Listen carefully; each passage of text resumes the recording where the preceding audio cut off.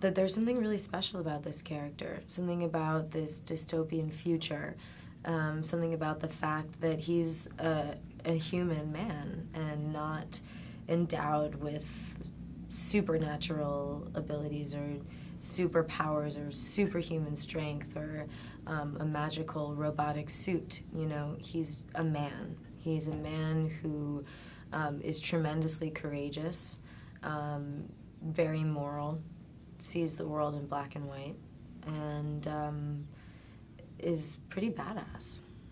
He's got that kind of Dirty Harry, kind of Clint Eastwood thing. It was a very easy role to be drawn to because Alex had written such an incredibly dynamic character who was already alive right there on the page, and I just read her and instantly I understood her and I wanted to be her and bring life to her. And what I love about her is that she has to lose herself in order to find herself. She has to lose hope of the one thing that she wants more than anything. She has to lose that before she can really assume her full power as a human being.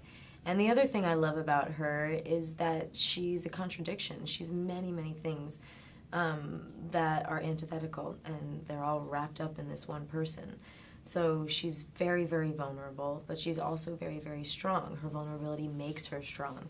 And she's a very strong woman, which is another part of the character that I love, is that she doesn't have to act like a man to succeed in a man's world. She succeeds by being completely true to herself and by assuming the real power of her womanhood, which is in her sensitivity.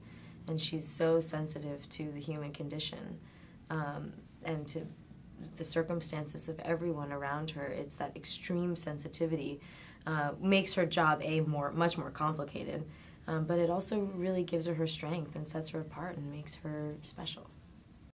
And yeah, there was a kind of a two-part thing. There was a military tactical training, which involved, you know, how to walk, how to stalk, how to hand signal, how to clear corridors and rooms, and how to handle weapons, and then you know, change magazines and fire, obviously, is kind of the most important part of that.